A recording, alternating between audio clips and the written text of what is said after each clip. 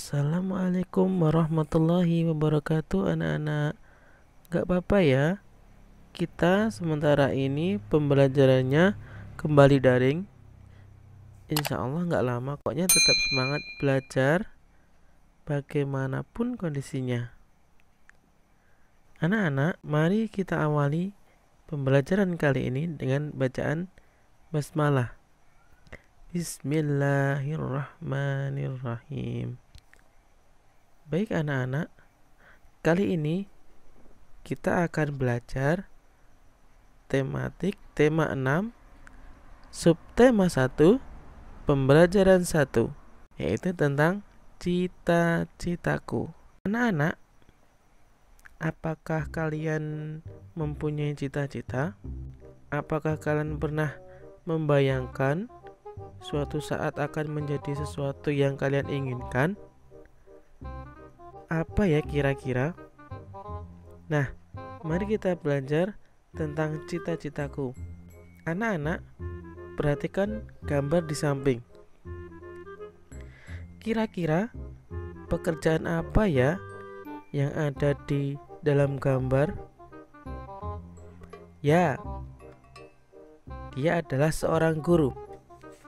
Anak-anak pernah tidak membayangkan suatu saat menjadi seorang guru? Kira-kira kegiatan utama seorang guru sehari-hari apa ya? Benar, kegiatan utama seorang guru adalah mendidik siswa dengan ilmu yang bermanfaat serta memberi contoh sikap yang baik untuk bekal hidupnya. Bekal siapa? Bekal siswanya. Contohnya Pak Basir.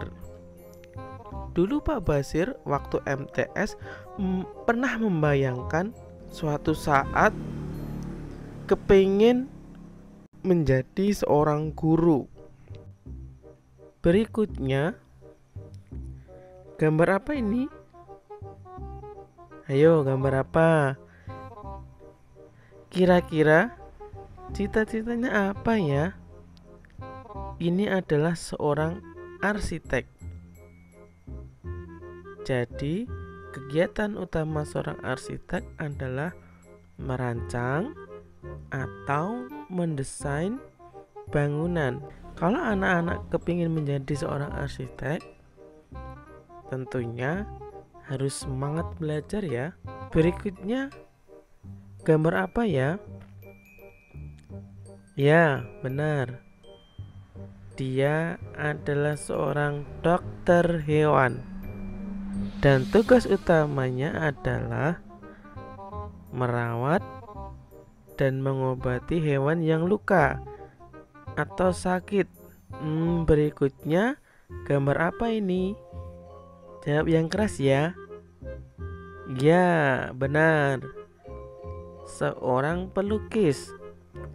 Kira-kira kegiatan utamanya apa ya?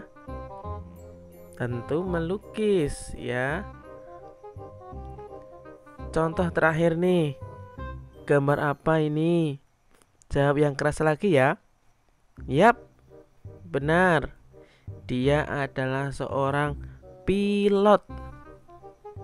Dan kegiatan utamanya adalah menerbangkan pesawat ya. Nah, itu tadi beberapa contoh cita-cita dan jenis kegiatan utamanya ya anak-anak ya. Bagaimana dengan kalian? Semua tentu mempunyai cita-cita kan? Tulis di kolom komentar ya, dengan format nama, cita-cita, dan jenis kegiatan utamanya. Anak-anak, ada cerita nih. Dengerin ya. Udin dan Benny ternyata memiliki cita-cita yang sama. Mereka berdua ingin menjadi seorang guru. Menurut Udin, ia ingin menjadi guru karena gurulah yang membuatnya menjadi selalu ingin tahu tentang banyak hal. Udin menunjukkan sebuah tulisan dari sebuah majalah untuk menjelaskan pendapatnya tentang guru. Tulisan ini berupa puisi. Nah, anak-anak, ini dia puisinya. Berjudul Cita-Citaku. Pak Basir bacain ya. Anganku melayang ke masa depan. Aku ingin menjadi seorang guru. Guru adalah pejuang ilmu di garis depan.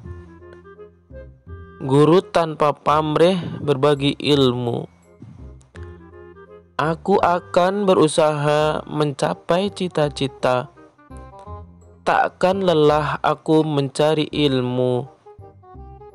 Takkan aku berpangku tangan saja demi tercapainya cita-citaku. Nah, itu tadi puisi yang berjudul Cita-Citaku. Sekarang anak-anak coba ya di rumah membaca puisi dengan nada kalian sendiri. Anak-anak, berikutnya kita akan mempelajari tentang puisi.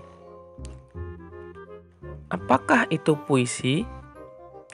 Puisi adalah salah satu bentuk karya sastra yang menggunakan kata-kata indah dan kaya akan makna.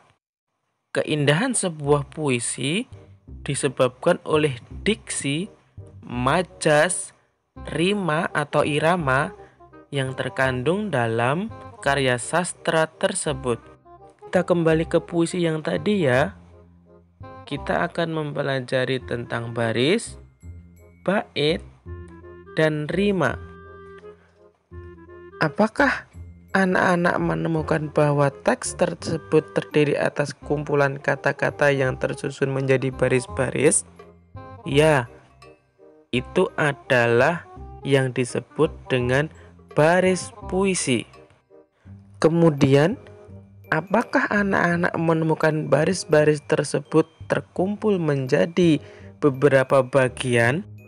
Ya, itu disebut dengan bait. Seperti yang anak-anak lihat, di situ ada beberapa baris yang kemudian tersusun menjadi dua bagian. Itu berarti dalam puisi tersebut terdapat dua bait dan terdiri dari 4 baris. Anak-anak, berikutnya kita akan mempelajari rima. Apa itu rima? Rima adalah irama vokal terakhir dari sebuah baris dalam puisi. Atau rima adalah pengulangan bunyi yang berselang baik dalam lirik, sajak maupun pada akhir larik sajak. Anak-anak coba amati ya, pada bait pertama, baris pertama itu berakhiran A. Kemudian baris kedua berakhiran U.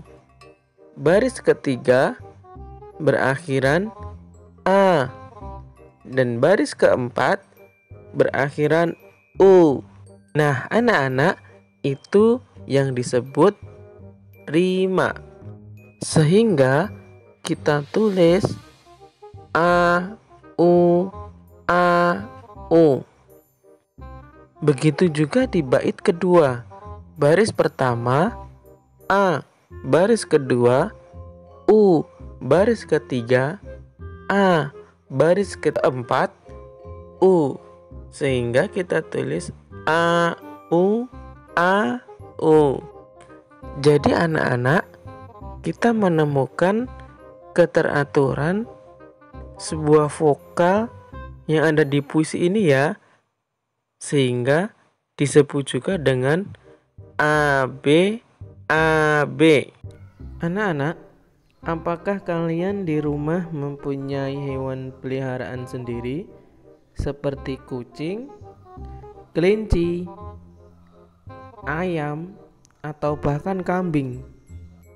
Tentu di antara hewan-hewan tersebut memiliki anak ya anak-anak. Ada hewan kecil dan hewan dewasa. Nah, dari situ menunjukkan bahwa hewan tersebut mengalami pertumbuhan. Anak-anak, ada tahapan-tahapan yang dilalui oleh hewan untuk sampai hewan itu menjadi dewasa seperti induknya. Di antaranya yang pertama ya hewan anak kemudian menjadi dewasa. Nah, anak-anak, semua makhluk hidup itu mengalami pertumbuhan dan perkembangan ya. Manusia mengalami beberapa tahapan pertumbuhan dan perkembangan dalam hidupnya. Ada juga beberapa hewan yang mengalami beberapa tahapan dan perkembangan dalam hidupnya. Hewan yang mengalami perubahan bentuk melalui 4 tahap diantaranya telur, larva atau ulat, pupa atau kepompong, dan yang terakhir hewan dewasa. Itu disebut metamorfosis sempurna.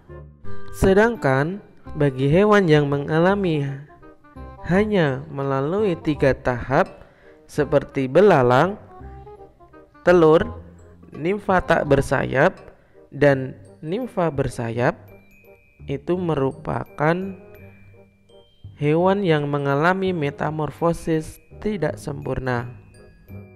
Anak-anak, perlu diingat bahwa ada hewan yang hanya mengalami pertumbuhan dan perkembangan dan tidak mengalami metamorfosis dalam hidupnya.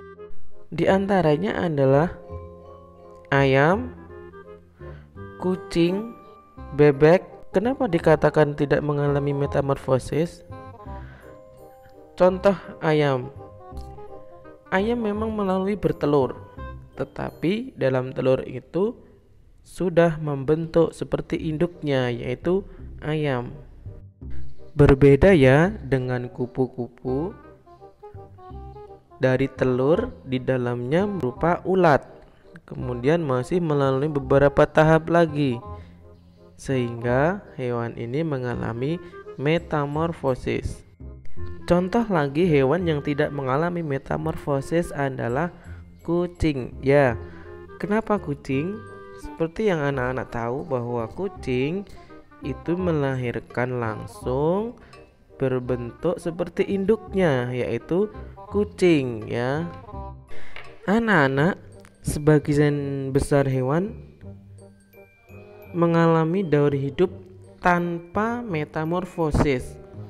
Daur hidup tanpa metamorfosis tidak mengakibatkan perubahan bentuk pada tubuh hewan itu secara yang sangat berbeda. Beberapa contoh hewan yang tidak mengalami metamorfosis adalah ayam, kucing, kambing, ikan, dan burung ya. Misalnya kambing ya. Kambing, zigot yang ada di dalam rahim kambing setelah beberapa waktu ya, anak kambing lahir kemudian menjadi kambing muda, kambing kecil. Kemudian kambing kecil ini suatu saat akan menjadi kambing dewasa dan akan melahirkan lagi, dan berulang seperti itu terus, sehingga hewan ini tidak mengalami metamorfosis tetapi mengalami pertumbuhan dan perkembangan. Nah, demikian tadi anak-anak beberapa pembahasan tentang tema 6 subtema 1 pelajaran 1 tentang cita-citaku. Semoga video ini dapat membantu anak-anak belajar di rumah ya. Sampai bertemu lagi di video berikutnya. Assalamualaikum warahmatullahi wabarakatuh.